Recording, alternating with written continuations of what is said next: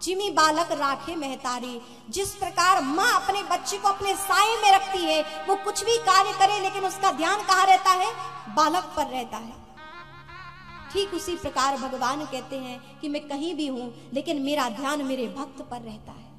लेकिन जो प्रारब्ध है वो तो उसको काटना ही पड़ता है, और यदि मैं इस समय उसके दुख का हरण कर दूं तो पुनः उसको जीवन धारण करना पड़ेगा।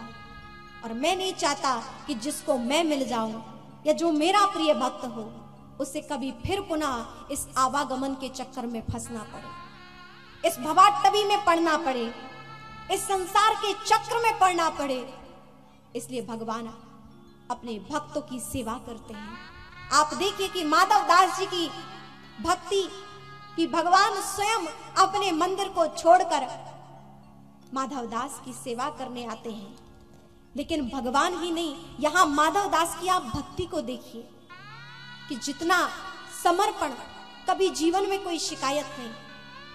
माधव दास भगवान को क्यों प्रिय है? आप माधव दास जी की विशेषता देखिए, उन्होंने भगवान से कभी कोई शिकायत नहीं की। सबसे पहली बात जो हम हमेशा करते हैं।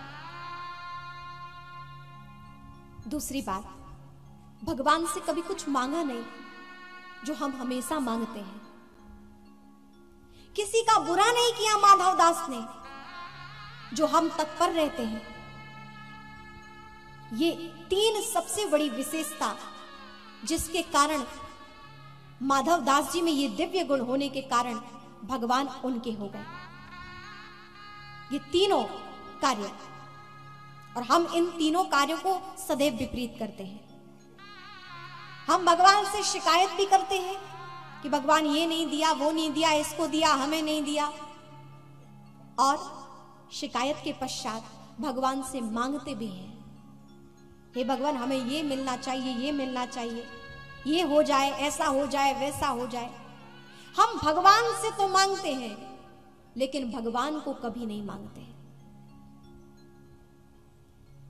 और सबसे तीसरी बड़ी बात, माधव दास जी तो सबका भला करते थे, और हम कैसे हैं?